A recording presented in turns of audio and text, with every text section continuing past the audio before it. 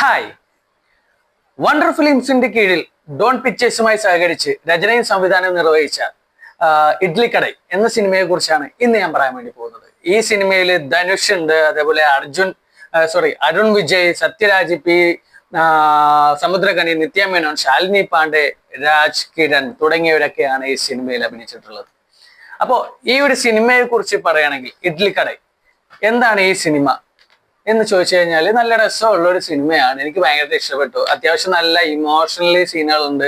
ധനുഷിന്റെ ആണെങ്കിലും, പിന്നെ ധനുഷിന്റെ അച്ഛനായിട്ട് അഭിനയിച്ചിട്ടുള്ള ആ ഒരു ക്യാരക്ടർ ആണെങ്കിലും, പിന്നെ അമ്മയുടെ ക്യാരക്ടർ ആണെങ്കിലും ഒക്കെ വളരെ അടിപൊളിയായിട്ട് ഇമോഷണലി നമുക്ക് ബ്രേക്ക് ചെയ്യുന്ന നല്ല കഥാപാത്രങ്ങളാണ് അവർ ചെയ്തിട്ടുള്ളത്. അതുപോലെ തന്നെ ധനുഷിന്റെ കൂടെ കട്ടക്ക് നിൽക്കുന്ന ഒരു കഥാപാത്രമാണ് നമ്മുടെ നിത്യ മേനോനും പൊളിയാണ് ഈ സിനിമയിൽ. കാരണം ഇവരുടെ ആ ഒരു കോംബോ നമ്മൾ മുന്നേ കണ്ടിട്ടുള്ളതാണ്. അതുപോലെ തന്നെയാണ് ആശാന് നമ്മുടെ നിത്യ മേനോനൊക്കെ ഈ സിനിമയിൽ നല്ല രസമായിട്ട് അഭിനയിച്ചിട്ടുള്ളത്. അതുപോലെ തന്നെ മറ്റൊരു കഥാപാത്രമാണ് നമ്മുടെ സത്യരാജ്, പിന്നെ നമ്മുടെ അരുൺ വിജയ്, പിന്നെ ശാലിനി പാണ്ഡെ. ഇവരൊരു ഫാമിലിയാണ്. അപ്പോ ഇവരുടെ ഒരു ക്യാരക്ടർ വെച്ച് നോക്കുമ്പോൾ അവർക്കും ഒരു പ്രത്യേക ഒരു പരിഗണന നമ്മൾ കൊടുക്കണം. ആ ഒരു രീതിയിൽ തന്നെയാണ് ആ ഒരു ക്യാരക്ടർ അവരും ചെയ്തു വെച്ചിട്ടുള്ളത്. പിന്നെ ഇതിന്റെ സോങ്സ് ആണെങ്കിലും ധനുഷ് എനിക്ക് തോന്നുന്നു 1-2 സോങ്സ് ഒക്കെ ഈ സിനിമയിൽ പാടിയിട്ടുണ്ട്. കുഴപ്പമില്ലാത്ത നല്ല പാട്ടുകളാണ്.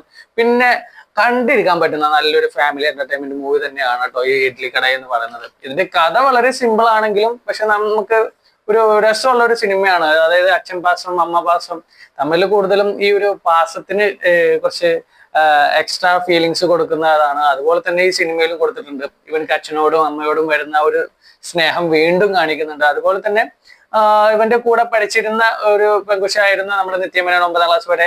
അപ്പൊ ആ പെൺകുച്ചിനോടുള്ള ഒരു പ്രണയം കാണിക്കുന്നുണ്ട്. പക്ഷെ ഇവൻ ഒരു വലിയൊരു ജോലി കിട്ടിയിട്ട് ആ ജോലിയിൽ വീർപ്പ് മുട്ടി നിൽക്കുന്നതും അവിടെ ഉള്ള ഒരു സംഭവം അതൊക്കെ ഈ സിനിമയിൽ വളരെ രസകരമായിട്ട് തന്നെ ഈ സിനിമയിൽ എടുത്തിട്ടുണ്ട്. പിന്നെ ഇതിന്റെ കഥ ഞാൻ നേരത്തെ പറഞ്ഞ പോലെ തന്നെ ഒരു സിമ്പിൾ ആയിട്ടുള്ള ഒരു കഥയാണ്. അതായത് ഇവന്റെ ഗ്രാമത്തിലെ ഒരു എന്താ പറയാ ഇഡ്ലി കട ഒക്കെ നടത്തുന്ന ഒരു ക്യാരക്ടറാണ് ഇവന്റെ അച്ഛൻ്റെത്. അപ്പൊ ഇവൻ ചെറുപ്പം മുതൽ അച്ഛനായിട്ട് ഭയങ്കര കമ്പനിയാണ്. ഇവൻ ഈ കടയിലോട്ട് അച്ഛൻ പോകുമ്പോൾ അച്ഛന്റെ കൂടെ പോകുന്നു, അച്ഛനെ സഹായിക്കുന്നു. അങ്ങനെ വലുതായപ്പോഴും ആ ഒരു കണ്ടിന്യൂറ്റി വരുന്നുണ്ട്. പക്ഷെ ഇവൻ അച്ഛനെ ഒരുപാട് സഹായിക്കാൻ നോക്കുന്നുണ്ട്. അതായത് നമുക്ക് പുതിയ രീതിയിലുള്ള സംഭവങ്ങളൊക്കെ ചെയ്യാം, പുതിയ രീതിയിലുള്ള നമുക്ക് വർക്കൊക്കെ ചെയ്യാമെന്ന് പറയുമ്പോഴും അച്ഛൻ അതിനോടൊരു താല്പര്യമില്ല. കാരണം അദ്ദേഹം ആ ഒരു പണ്ട് മുതൽ ചെയ്തിട്ടുണ്ടാവുന്ന ആ ഒരു കീഴ്വഴക്കത്തിലൂടെ തന്നെയാണ് ആ ഒരു ഷോപ്പ്, അതായത് ഇഡ്ലിക്കട, ആ ഒരു കടയിലെ ഇഡ്ലി അങ്ങനെയുള്ള കാര്യങ്ങളാണ് കൂടുതൽ കൊടുക്കുന്നത്. അതുമായിട്ട് ഇഷ്ടപ്പെടുന്ന ഒരുപാട് ആൾക്കാരുണ്ട്. പിന്നെ ഇവന്റെ അച്ഛനോടുള്ള നല്ലൊരു ക്യാരക്ടർ എന്ന് പറഞ്ഞു കഴിഞ്ഞാൽ ഈ പഠിക്കാൻ പോകുന്ന കുട്ടികൾക്കൊക്കെ ഭക്ഷണം കൊടുക്കുമ്പോൾ അവിടെ നിന്നും കാശ് വാങ്ങിക്കാതെ വളരെ നല്ല രീതിയിൽ പഠിക്കാൻ വിടുന്ന ആ ഒരു ക്യാരക്ടറും കാര്യങ്ങളൊക്കെ കാണിക്കുന്നത്. അതായത് ആ ഒരു ഗ്രാമത്തിൽ നല്ലൊരു പാസമുള്ള ഒരു വ്യക്തിയാണ് ഇവന്റെ അച്ഛൻ. പക്ഷെ ഇവനക്ക് എന്ന് പറഞ്ഞാൽ അതൊന്നുകൂടി ഡെവലപ്പ് ചെയ്തിട്ട് വലിയ വലിയ സ്വപ്നങ്ങളൊക്കെ ആയിട്ടാണ് ഇവൻ നടക്കുന്നത്. അങ്ങനെ ഇവൻ ആ ഒരു സ്വപ്നം ഏറിയിട്ട് ഇവൻ പുറത്തു പോവുകയാണ്. പുറത്തു പോയി അവിടെ വർഷങ്ങളൊക്കെ വർക്ക് ചെയ്തതിനു ശേഷം അവിടുത്തെ വലിയൊരു എന്താ പറയാ ഒരു വലിയ മാനേജർ ആവുന്നുണ്ട്. ആ ഒരു കമ്പനിയുടെ മുതലാളിയാണ് സത്യരാജ്. പിന്നെ സത്യരാജിന്റെ മകനാണ് അരുൺ വിജയ്. പിന്നെ അവരുടെ പെങ്ങളാണ് നമ്മുടെ ശാലിനി പാണ്ഡെ. അങ്ങനെ ഈ ശാലിനി പാണ്ഡെയും നമ്മുടെ ധനുഷുമായിട്ട് ഒരു പ്രണയത്തിലാവുന്നുണ്ട്. അവരുടെ പ്രണയം വിവാഹത്തിലോട്ട് കടക്കുന്നുണ്ട്. അപ്പോഴും ആശാൻ ഒരു വീർപ്പുമുട്ടലാണ്. അതായത് ഇവനെ കൊണ്ട് പറ്റാത്ത ഒരു സംഭവം ചെയ്യിക്കുന്നു എന്നുള്ള രീതിയിലൊക്കെ നമുക്കൊക്കെ അതിൽ കാണാൻ പറ്റുന്നുണ്ട്. ആ ഒരു ടൈമിൽ ഇവരെ കല്യാണം ഉറപ്പിക്കുന്ന ഒരു സമയത്ത് ഇവന്റെ അച്ഛൻ മരണപ്പെടുകയാണ്. അങ്ങനെ ഇവന്റെ അച്ഛന്റെ മടച്ചടങ്ങിനായിട്ട് ഇവൻ നാട്ടിലോട്ട് വന്ന് ആ ചടങ്ങുകളൊക്കെ കഴിയുന്ന സമയത്ത് ഇവന്റെ അമ്മയും മരണപ്പെടുന്നു. ആ ഒരു അമ്മയും മരണപ്പെട്ടപ്പോൾ ഇവൻ ആകെ ഒറ്റക്കാവുന്ന ഒരു ഫീലും കാര്യങ്ങളൊക്കെ വരുന്നുണ്ട്. പിന്നെ അച്ഛന്റെ ആ ഒരു ഓർമ്മകളും അമ്മയുടെ ആ ഒരു ഓർമ്മകളും അച്ഛൻ അത്രയും കാലം നടത്തിയിരുന്ന ആ ഒരു കടയെ കുറിച്ചൊക്കെ ആലോചിക്കുമ്പോൾ എനിക്ക് തിരിച്ചങ്ങോട്ട് പോകാൻ താല്പര്യമില്ലാണ്ടാവുന്നു. ആ ഒരു കല്യാണത്തിന്റെ ഡേറ്റ് അടുത്തുകൊണ്ടിരിക്കുന്ന സമയത്ത് അവരും ഇങ്ങോട്ട് വിളിച്ച് പ്രഷർ ചെയ്യുന്നുണ്ട്. വരണം, കല്യാണം കഴിക്കാനുള്ള സമയമായിട്ട് കുറെ പേരും പറയുന്നുണ്ട്, എന്നെ കൊണ്ട് നടക്കില്ല എന്നൊക്കെ പറഞ്ഞിട്ട് ഒഴിവാക്കുന്നുണ്ട്. ആ ഒഴിവാക്കിയതിനു ശേഷം അവിടെ ഉള്ളൊരു ക്യാരക്ടറാണ് നിത്യ മേനോൻ്റെത്. നിത്യ മേനോൻ എന്ന് പറഞ്ഞാൽ 9ാം ക്ലാസ് വരെ ഒരു ലവേഴ്സ് ആയിട്ട് നടന്നിരുന്ന ഒരു ക്യാരക്ടറൊക്കെ ആയിരുന്നു.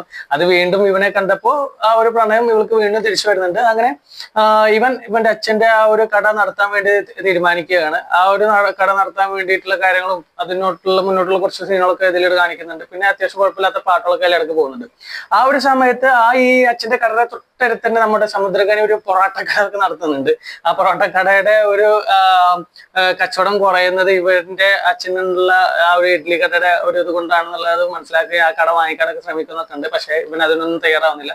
അതിലിടയ്ക്ക് ചെറിയൊരു ഫൈറ്റും കാര്യങ്ങളൊക്കെ വരുന്നുണ്ട്. പക്ഷേ ഇതിന്റെ വേറൊരു സബ്ജക്ട് എന്ന് പറഞ്ഞാൽ ഈ ഒരു കല്യാണം മുടങ്ങിയ കാരണം കൊണ്ട്, അതായത് നമ്മുടെ നമ്മുടെ സത്യരാജിന്റെ മകൻ വന്നിട്ട് ഇവനായിട്ട് ഒരു ഫൈറ്റ് ഉണ്ടാവുന്നുണ്ട്. നാട്ടിൽ വന്നിട്ട് ഇവൻ നല്ല ഇടി അടിച്ചിട്ട് അവനെ പാകാക്കുന്നുണ്ട്. അങ്ങനെ ഇവൻ ആശുപത്രിയിലാവുന്നു. അതറിഞ്ഞ് ഇവന്റെ അച്ഛനും പെങ്ങളൊക്കെ വരുന്നുണ്ട്. അതിലിടക്ക് ഇതൊക്കെ കഴിഞ്ഞ് എല്ലാം സെറ്റ് ആയതിനു ശേഷം ധനുഷിനെ ഇതേപോലെ തിരിച്ചിടിച്ച് വീഡിയോ ഒക്കെ വെച്ച് ഇടുന്നുണ്ട്. ആ ഒരു വീഡിയോ വെച്ചിട്ടിട്ടും ആശാൻ തിരിച്ചൊന്നും ചെയ്യുന്നൊന്നുമില്ല. കാരണം പറഞ്ഞാൽ ഇവന്റെ അച്ഛൻ പറഞ്ഞാൽ അഹിംസ എന്നൊരു കാര്യത്തിലൂടെ ഒക്കെ പോയിക്കൊണ്ടിരിക്കുന്ന വ്യക്തിയായിരുന്നു. അതുകൊണ്ട് തന്നെ ഇവനെ തിരിച്ച് ഫൈറ്റ് ചെയ്യാനൊന്നും ശ്രമിക്കുന്നില്ല. അതിലിടക്ക് ഇവരുടെ ഒരു പ്രണയം വളരെ ദീർഘമായിട്ട് വരുന്നുണ്ട്. നമ്മുടെ നിത്യമേനോന്റെ ആണെങ്കിലും നിത്യമേനോനും ധനുഷും തമ്മിലുള്ള ഒരു പ്രണയം അതിലൂടെ നടന്നു പോകുന്നുണ്ട്. അതിലിടയ്ക്ക് ഇപ്പുറത്ത് ഇവന് നമ്മുടെ അരുൺ വിജയ്ക്ക് നമ്മുടെ ധനുഷിനോടുള്ള ദേഷ്യം കയറി വരുന്നുണ്ട്. അങ്ങനെ ഇവനെ തകർക്കാൻ വേണ്ടിയിട്ട് ഇവന്റെ മൊത്തത്തിൽ കുളമാക്കാൻ വേണ്ടി ഇവനും കുറെ ശ്രമിക്കുന്നുണ്ട്. അങ്ങനെ ലാസ്റ്റിലോട്ട് വരുന്ന സമയത്ത് ഇവന്റെ അച്ഛന്റെ കട ഇവൻ കത്തിക്കാൻ ശ്രമിക്കുന്നുണ്ട്. പിന്നെ അതുപോലെ തന്നെ നിത്യമേനോനെ കിട്ടാത്ത കാരണം കൊണ്ട്, അതായത് സമുദ്രകനി നമ്മുടെ നിത്യമേനോന്റെ പിന്നാലെ നടക്കുന്ന ഒരു കഥാപാത്രമായിരുന്നു. അപ്പൊ അവനെ കിട്ടാത്ത കാരണം കൊണ്ട് ഇവനെ കൊല്ലാൻ വേണ്ടി വരുന്നതും ആ ഒരു ഫൈറ്റ് അവിടെ നടക്കുന്നുണ്ട്. അങ്ങനെ ഇതിന്റെ ഇടയിലൂടെ തന്നെ ഒരു ഫാമിലിയിലുള്ള കുറച്ച് സാധനങ്ങളൊക്കെ നമുക്ക് ഇട്ട് തരുന്നുണ്ട്. ഇമോഷണലി അതെല്ലാം നല്ലോണം വർക്ക്ഔട്ട് ആയിട്ടുണ്ട്. അങ്ങനെ അതെല്ലാം ഒന്ന് സെറ്റായി ഒരു ഇവനെ ഒന്നിനും പരാതിയില്ല എന്നുള്ള രീതിയിലൂടെ മനസ്സിലാക്കുന്നുണ്ട്. പിന്നെ നമ്മുടെ വേറൊരു കഥയുടെ അതിൽ കൂടെ നടന്നു പോകുന്ന എന്താ ചോദിച്ചാൽ, നമ്മുടെ സത്യരാജിന്റെ മകനോട് സത്യരാജിന്റെ ഒരു ഭയങ്കര ഇഷ്ടമാണ്. അതുകൊണ്ട് അവൻ പറയുന്ന കാര്യങ്ങളൊക്കെ ഇവൻ ചെയ്യുന്നുണ്ട്. അതുകൊണ്ടാണ് ഇവൻ ഇത്ര വഷളാവുന്നത്. അതിലിടയ്ക്ക് ലാസ്റ്റിലത്തെ ഒരു സീനിന് ശേഷം കർണക്കുറ്റി നോക്കിയിട്ടൊന്ന് നമ്മുടെ അരുൺ വിജയ് കൊടുക്കുമ്പോൾ ആൾ ഉഷാറാവുന്നുണ്ട്.